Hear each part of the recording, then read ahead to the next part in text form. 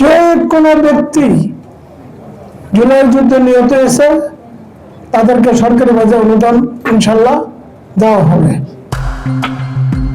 জুলাই গণঅভ্যুত্থানে শহীদদের স্মরণে আয়োজিত স্মরণ সভায় বক্তব্য দেন নারায়ণগঞ্জ ৩ আসনের সংসদ সদস্য আজহারুল ইসলাম মান্নান। ১৬ জুলাই বৃহস্পতিবার সকালে সোনারগাঁও উপজেলা পরিষদ অডিটোরিয়ামে উপজেলা প্রশাসনের আয়োজনে অনুষ্ঠিত এ অনুষ্ঠানে প্রধান অতিথি হিসেবে তিনি বক্তব্য দেন। উপজেলা নির্বাহী কর্মকর্তা আসিফ আল জিনাতের সভাপতিত্বে অনুষ্ঠিত সভায় এমপি মান্নান জুলাই আন্দোলনের স্মৃতিচারণ করে বলেন, আন্দোলনের সূচনালগ্নে নারায়ণগঞ্জ গুরুত্বপূর্ণ ভূমিকা পালন করেছিল। RICL TMX, যুগের পর যুগ স্থাপনা থাকে মজবুত। সে সময় তাকে লক্ষ্য করে গুলি ছোড়া হলে নেতাকর্মীরা মানব ঢাল তৈরি করে তাকে রক্ষা করার চেষ্টা করেন। এ সময় তার মাথার উপর দিয়ে যাওয়া একটি গুলি শাওন নামে এক আন্দোলনকারীর শরীর বিদ্ধ হলে তিনি ঘটনাস্থলে নিহত হন। এই ঘটনায় পরবর্তীতে দেশজুড়ে ব্যাপক আলোড়ন সৃষ্টি করেছিল বলে তিনি উল্লেখ করেন। শাওন হত্যার প্রতিবেদী এবং মুন্সিগঞ্জ ওদের নাম শাওন, ওই হত্যার মাধ্যমে কিন্তু জুলাই হত্যা শুরু হয়েছে। নারায়ণগঞ্জ কিন্তু এখানে উপস্থিত আছেন সবাই, সেই গুলিটা কিন্তু আমারই করছিল। হয়তো আমার বাসাইতে গিয়া আমার নেতৃবৃন্দরা সবাই আমার ঘিরে রাখছিল, উপর দিয়ে গুলিটা গিয়া শাওনের কাছে লেগেছে। আমি দোয়া করি আল্লাহ শাওন যারা জুলাই যুদ্ধে নিহত হয়েছে তাদেরকে আল্লাহ ব্যস্ত নসব করে। আমরা এমন কথা সরাসরি কোনোদিন করি নাই আর করতেও চাই না। আমাদের জামাতের এক ভাই বলছে আপনি আমাদের দিকে একটু দেখেন। অবশ্যই দেখবো।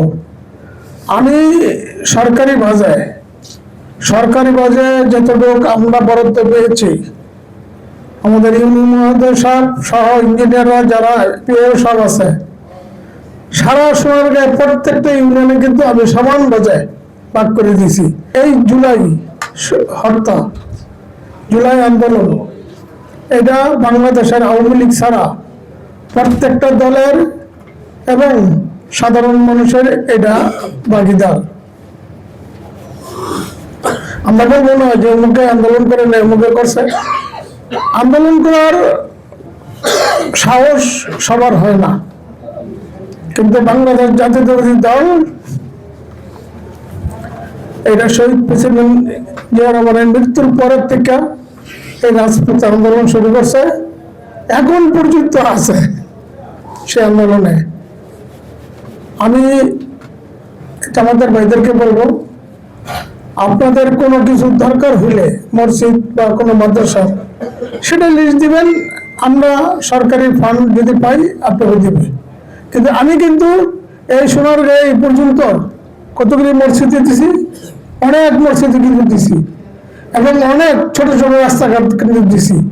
বড় রাস্তার আমরা পাই নাই, কারণ এটা বাজেটের পরে হয়তো আমরা ডিমান্ড নোট দিছি, হয়তো বাজেটের পরে আমরা পাবো। পর্যায়ক্রমে মাত্র আমরা ক্ষমতার মাস হয়েছে, বাজেট হবে মাত্র হয়েছে, বাজেট হওয়ার পরে হয়তো আমরা বরাদ্দ পাবেন, এর আগে তো পাবেন না। পাবেন? আচ্ছা, যারা নিহত হয়েছে এবং আহত হয়েছে সোনারগাঁও থেকে, আমার সমর্থন অনুপাতে আমি যতটুকু পারছি তাদেরকে সহযোগিতা করছি এবং এখনো করি।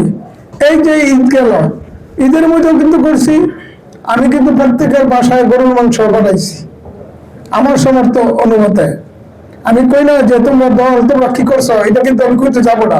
এটা যার যার সমর্থন অনুমতে তারা ইনশাল্লাহ অনুদান পাবে। এটা কোনো দলের না। যে কোনো ব্যক্তি জুলাই যুদ্ধে নিহত হয়েছে তাদেরকে সরকারি ভাবে অনুদান ইনশাল্লাহ দেওয়া হবে। আর আপনারা তো জানেনই, প্রত্যেকটা বাংলাদেশে এই যে একটু আগে আমার কাছে একটা ফোন আইছে, কথা বলছেন, এই মসজিদের ইমাম মুয়াজ্জিন বেতন পাইতেছেন না নাকি? পাইতেছে তো। একটা সরকার, নতুন সরকার মাত্র সময় দিতে হবে, কাজে বলছে কমসে কম 1 বছর তো আমাদের সময় লাগবে ঠিক কিনা দাঁড়াইতে নাকি? কারণ স্বৈরাচার সরকার তো সব ধ্বংস করে দিয়ে গেছে। 17 বছর সব নিচে। আর আমি আবারও একটা কথা বলি, আমি এই দল করি 79 সাল থেকে, আমি 1979 সাল থেকে এই দলে জড়িত। ইনশাল্লাহ আমরা যতটুকু পারছি আমাদের নিজের অর্থ দিয়ে আমরা দল করছি, কারো কাছে কিন্তু হাত পেতে না।